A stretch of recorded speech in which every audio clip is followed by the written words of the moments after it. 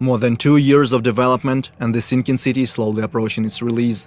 There is still a lot of work lying ahead, but the hardest part is certainly behind us. Now we feel it's finally time to start showing some gameplay to the public.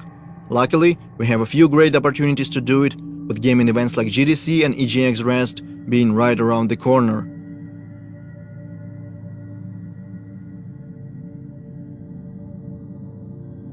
Making a demo is always a challenge, we know that by now. Our goal is to show as much diversity as possible, diversity of our gameplay features and cultural aspects as well. For these purposes, and also to introduce and explain our mechanics, we are creating a completely new quest line. So let's jump back to November when our work began. Our narration team comes up with a story of a missing person. Depends on the kind of job that you're offering. My husband, Harry Evans, has disappeared. It ties together our gameplay features as well as that Lovecraft-inspired lore. At the same time, our concept artists and level modelers start working on the gameplay area. The quest is designed to take the player across different city districts: Rich, Poor, the Harbor Zone and the others. At first, the plan was to put together a small separate map just for GDC, but we quickly realized we didn't want to make something we would never use in the future. So we agreed that the quest should take place in the actual city. The problem is our full map is far from finished. It already has streets and buildings, but is lacking those small details that make a city feel alive.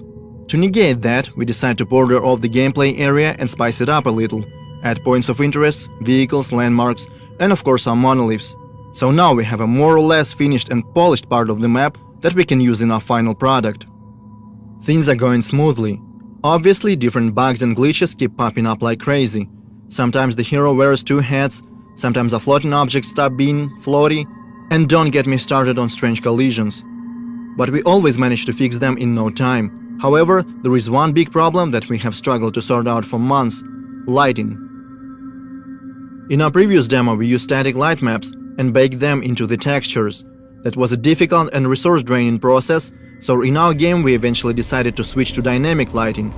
It works great, yet we still cannot pinpoint the right tone and colors that we want to use in the sinking city. To solve that problem, we reach out to professional photo artists in Kyiv. They help our team find the right color scheme, inspired by the works of Caspar David Friedrich, James McNeill Whistler, Gregory Crutzen, and other prominent masters in their fields. Also, during our numerous playtests, we realized something. Our quest line is intriguing, but very linear. And that's not something you'd expect from the developers that keep hyping up their quote-unquote strong and non-linear storytelling. So our writers put together an alternative ending.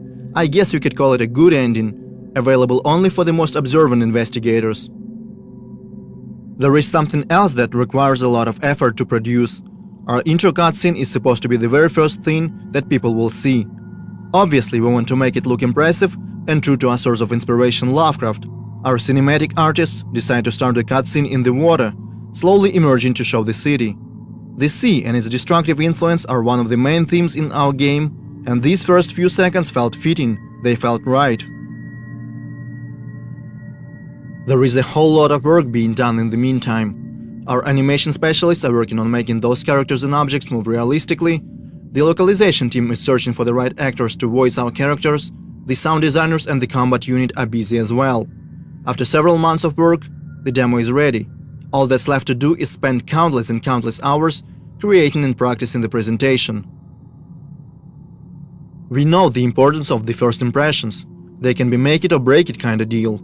We might find thousands of new fans or go completely unnoticed. And it's really tempting to fall in the trap of overpromise just to gain short-term attention.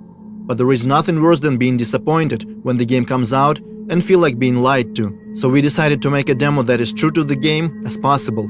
And now we want to see what will be the people's reaction.